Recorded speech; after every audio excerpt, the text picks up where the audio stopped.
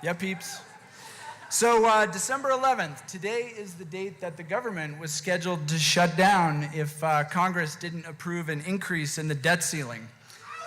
Yeah, so the debt ceiling is the limit of the total federal debt the government is allowed to have. And since 1960, we've increased it 80 times. But every year it seems to be this big fight in Congress, and it triggers this panic about the rising levels of US debt. So the standard, oh, that's weird. So the standard, So the standard story we hear about the federal debt is that the government collects taxes and spends money on its programs, and if it can't balance its checkbook, it has to get down on its knees and borrow money from foreign governments like China and Japan. And if these foreign governments stop lending us money, then when the baby boomers retire, we won't be able to fund our Social Security programs, and the country will go bankrupt. Well, this is a pretty scary story. But is any of it true? Or are Congress just a bunch of drama queens? I mean, how bad is the federal debt anyway? And is it really right to say we're borrowing from these foreign governments? Is it? Yeah.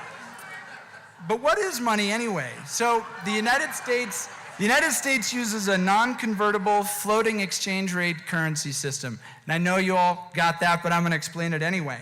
So the government used to back the dollar with gold, but now the dollar's non-convertible, which means the government doesn't need a physical asset to issue the currency.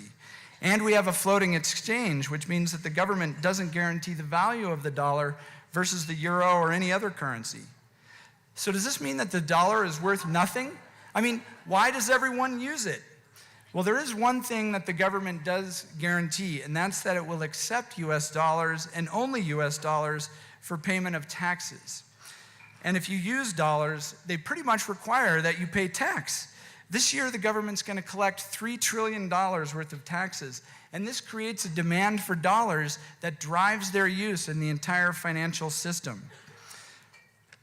So I said that the government issues the currency. So this is the job of the Federal Reserve. And today, most banking is done electronically, and when money is in its electronic form, we call it reserves. So reserves are used for like your credit card payments and your PayPal payments and wires, and banks settle all of their payments to each other with reserves, this electronic money. And the Fed ensures there's always enough reserves by creating them on demand when the banking system needs them. Excuse me. Yeah.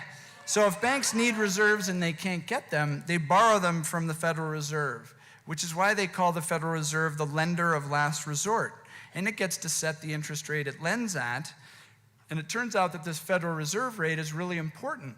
It actually determines the interest rates for the whole rest of the financial system, including the rate that the government pays on its own debt. So the government has it great. It gets to issue the currency.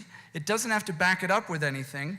It creates a demand for it through taxation, and then it sets the interest rate on its own borrowing. So let's look at this government debt problem again. When the government borrows money, it's not like lending money to your friend. The government cannot default on its debt obligations. Remember, it creates the currency, and it gets to set the interest rate for its own borrowing. For instance, right now, the federal government pays less than 1% on all $18 trillion of the federal debt. This is like a credit card Superman would have. So this brings me to my point. The debt ceiling is not an economic problem. It's a political problem. And when we understand, that's the wrong slide. When we understand the mechanics of the monetary system, we can focus on the real questions and ignore the drama in the media in Washington. So the real question when it comes to taxation and government spending is not about the debt. It's about how to distribute economic opportunities fairly across the population. And the real question about funding Social Security is not whether we can afford it. It's about the actual problem of a shrinking workforce and a growing retired population.